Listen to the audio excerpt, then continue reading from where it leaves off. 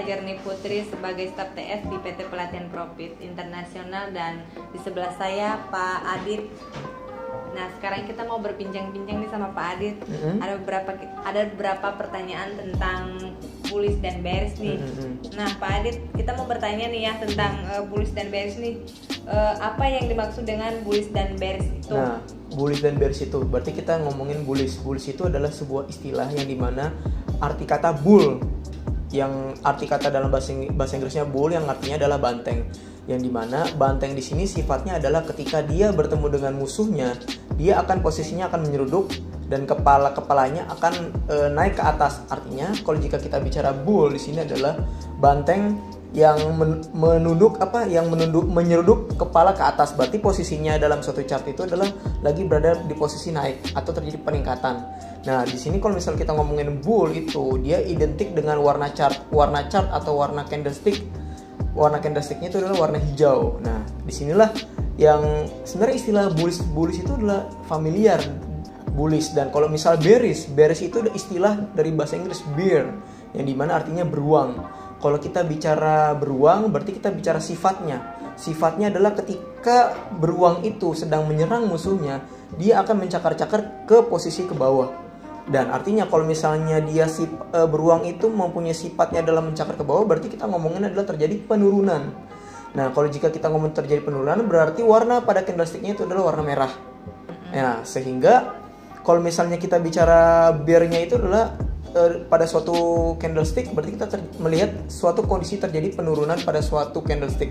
Nah, kita lihat lagi nih, bagaimana sih penerapannya dalam menggunakan bullish dan bearish itu di para kalangan investor. Di kalangan investor itu adalah untuk melihat bagaimana terjadi peningkatan atau penurunan terhadap harga-harga aset, atau kalau misalnya kita ngomong pasar modal, itu mungkin kita melihat berapa besar terjadi peningkatan atau penurunan pada harga nilai saham yang dimiliki oleh suatu perusahaan atau entitas. Nah, Pak Adit, sekarang kita mau bertanya lagi nih, apa makna bullish dan bearish pada pasar modal? Nah, kalau misalnya kita ngomong makna bullish and bearish, nah di pasar modal kita bicara adalah suatu entitas atau perusahaan, yang dimana kalau kita di sini bicara bullish itu adalah kita ingin melihat seberapa besar. Kalau kita bicara bull dulu ya, bull itu artinya adalah banteng bullish. Kalau misal kita melihat bullish pada suatu entitas atau perusahaan, berarti kita melihat pertama harga sahamnya, berarti terjadi peningkatan. Kalau misalnya kita bicara terjadinya peningkatan pada nilai saham, berarti kita bicara adalah nilai profitabilitas atau nilai keuntungan yang dimiliki oleh suatu perusahaan. Yang selanjutnya, ketika dia mempunyai profit pada suatu perusahaan, berarti kita ngomongin adalah aset. Nah, aset itu adalah, kalau pengertiannya aset adalah sebuah harta. Kalau kita ngomongin harta, berarti kita ngomongin kekayaan yang dimiliki oleh suatu perusahaan, yang dimana kekayaannya itu akan digunakan untuk memenuhi kebutuhan operasional. Operasional di sini adalah kegiatan terjadi produksi, membuat suatu produksi barang. Terus kita melihat dari fixed asset. Fixed asset itu adalah, yang dimaksud dengan fixed asset adalah dia adalah aset tetap. Kalau kita bicara aset tetap, berarti adalah kita bicara harta jangka panjang. Harta jangka panjang itu contohnya seperti apa? Contohnya seperti kalau dalam suatu perusahaan kita ngomongin adalah building atau bangunan perusahaan. Selanjutnya aset apa? Kita bicara fixed asset adalah kita ngomongin kendaraan, karena kan kendaraan itu kan bisa digunakan dalam jangka waktu lebih dari 5 tahun. Apa kendaraan itu? Seperti mobil, truk. Nah, selanjutnya kalau kan kita tadi sudah ngomongin mengenai bullish ya. Bullish kan terjadi peningkatan. Kalau kita ngomongin bearish adalah kita ngomong mengenai terjadi penurunan pada suatu perusahaan. Nah, penurunannya itu disebabkan oleh terjadinya, pertama, perusahaannya itu tidak mengalami profit atau mengalami kerugian di laporan keuangannya. Yang kedua, bisa jadi adanya terjadi PHK massal yang dilakukan oleh suatu perusahaan. Karena bisa jadi ketika terjadi PHK massal kan artinya adalah perusahaan itu tidak mampu membayar karyawan yang dimiliki oleh suatu perusahaannya. Nah, selanjutnya kalau misalnya kita melihat bearish di sini, kalau di kalangan investor ya, itu berarti kita itu menjual saham yang kita punya agar tidak terjadi kerugian yang jauh lebih besar, seperti itu. tadi kan Pak Adit ngejelasin tentang investor ya. Iya. Nah sekarang kita mau nanya nih, apa sih investor itu menurut Pak Adit?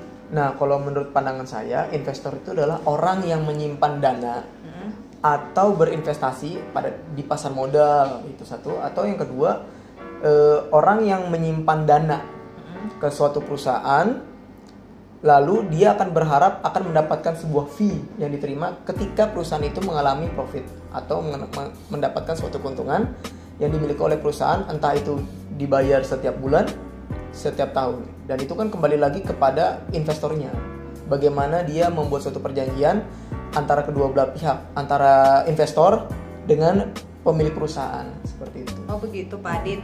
Tadi kan Pak Adit sudah menjelaskan tentang pengertian investor ya. Jadi sekarang kita mau nanya nih, seperti apa sih tipe-tipe dari investor itu Pak Adit? Menurut pendapat saya ada dua tipe kali investor. Yang pertama analisa fundamental, yang dimana analisa fundamental di sini adalah seorang investor mampu melihat suatu kondisi perusahaan. Yang kedua, dia mampu menganalisa laporan keuangan. Nah, menganalisa laporan keuangannya itu kita bicara identik dengan suatu persentase pada laporan keuangan. Contohnya, kita bicara dengan ROE atau return on equity. Yang dimana return on equity itu artinya adalah hasil pengembalian ekuitas, atau rumusnya adalah net profit dibagi dengan equity. Yang kedua, analisa laporan keuangan yang kedua adalah ada namanya return on asset, yang dimana return on asset itu adalah kita bicara aset yang dimiliki oleh perusahaan. Aset itu ada dua tipe, ada current asset, ada fixed asset. Kalau kita bicara current asset berarti kita ngomongin aset lancar. Aset lancar itu seperti apa? Seperti kas, piutang, nah terus peralatan dan perlengkapan yang dimiliki oleh suatu perusahaan. Kalau misalnya kita bicara aset tetap, berarti kita bicara harta kekayaan yang dimiliki oleh perusahaan yang lebih dari 5 tahun. Oh iya, aku lupa bilang. Kalau current asset itu adalah aset lancar. Aset lancar itu kita bicara aset yang digunakan kurang dari 1 tahun. Nah, seperti itu. Kalau misalnya fixed asset itu kita ngomongin harta atau kekayaan yang dimiliki oleh perusahaan yang digunakan lebih dari 5 tahun. Contohnya seperti bangunan, tanah. Lalu ketiga, kendaraan yang dimiliki oleh perusahaan. Nah, kendaraan dan mesin produksi ya, kalau dibilang kalau misalnya perusahaan itu adalah industrial kayak gitu. Nah, selanjutnya kalau misalnya kan tadi kan kita sudah bicara mengenai analisa laporan keuangan ya. Berarti kita bicara mengenai yang kedua itu adalah investor teknikal, yang dimana investor teknikal itu kita bicara jangka pendeknya.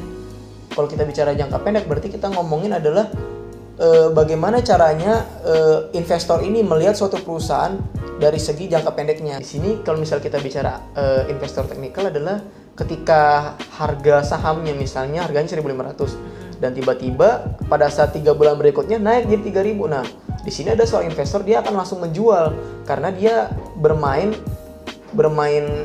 sahamnya itu ya tidak menggunakan jangka panjang ya, ibaratnya hanya jangka pendek karena dia lagi butuh uang lalu dia jual, seperti itu. Penjelasan dari Pak Adit cukup jelas ya. Nah sekarang kita mau nanya nih, ada nggak layanan yang memberikan kemudahan bagi para investor agar tahu hari ini atau lusa trennya naik atau turun? Nah, kalau dari kita tuh ada namanya layanan sinyal saham dan forex, yang dimana layanan sinyal saham dan forex itu akan memberikan kemudahan bagi para investor untuk melihat trennya itu lagi naik apa turun sih, apakah hari ini posisinya lagi naik apa turun. Kalau misalnya naik, nah mungkin bisa menjadi sebuah pilihan untuk para investor untuk melakukan pembelian saham, atau bisa melihat trennya apakah lagi sedang naik atau turun. Baik teman-teman, demikian penjelasan dari Pak Adit. Jangan lupa jika ada yang membutuhkan layanan signal, hubungi nomor di bawah ini ya. Atau enggak datang ke kantor di daerah Citra Raya Tangerang. Terima kasih. Salam profit.